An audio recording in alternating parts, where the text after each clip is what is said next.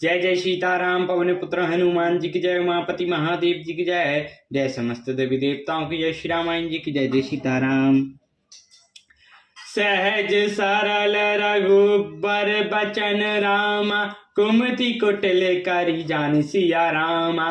चलाई जोक जल वृक्र गति रामा, जत पिसलीलो समान सिया रामा। रघुकुल में श्रेष्ठ श्री रामचंद्र जी के स्वभाव से ही सीधे वचनों को दुर्बुद्धि कह के टेढ़ा करके ही जान रही है। जैसे यद्यपि जल समान ही होता है, परंतु जो उसमें टेढ़ी चाल से ही चलती हैं। रही सिरानी राम रुख पाई, बोले कपट सनेहु जनाई। शपथ तुम्हार भरत के आना, हेतु न दूसर मैं कछु जान। तुम अपराध जोगु नहीं तात, जनि जनक बंधु सुख दाता। राम सत्य सब जो कछु कहो, तुम पितु मातु बचन रत आहु। पिताई बुझाई कहूँ बलि सोई, चौथे पन जही अजऊ न होई। तम सम सुवन सुकृत जही दीने, उचित न तासु निरादरु कीने। लागई कुमुख बचन शुभ कैसे, मंगल गायक तीरथ जैसे। रामई मातु बचन सब भाई, जिम सुर तरस गत सलील सुहाए। रानी कह के श्री रामचंद्र जी का रूप पाकर हर्षित हुई हो गई और कपट पूर्वक स्नेह दिखाकर बोली, तुम्हारी शपथ और सब भरत की सौगंध है। मुझे राजा के दुख का दूसरा कुछ भी कारण विदित नहीं है।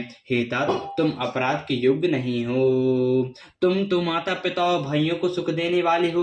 हे राम, तुम जो कुछ कह रहे हो सब सत्य है। तुम पिता माता के वचनों में तत्पर हो। मैं तुम्हारी बलिहारी जाती हूँ। तुम पिता को समझाकर वही बात कहो, जिससे चौथेपन बुढ़ापे में इनका अपयश न हो।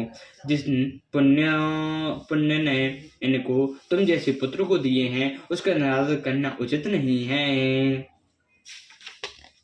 कैकई के बुरे मुख से ये शुभ वचन कैसे लगते हैं, जैसे मगध देश में गया आदि तीर्थ।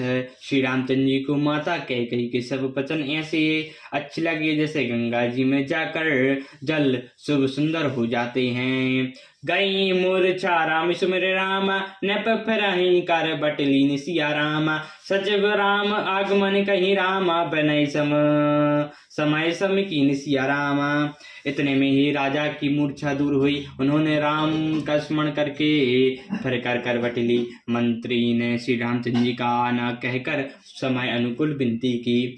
अब निब अकनि राम पगुधारे, धरी धीर जो तब नयन उगारे। सजब सवारे राहु बैठारे, चरण परत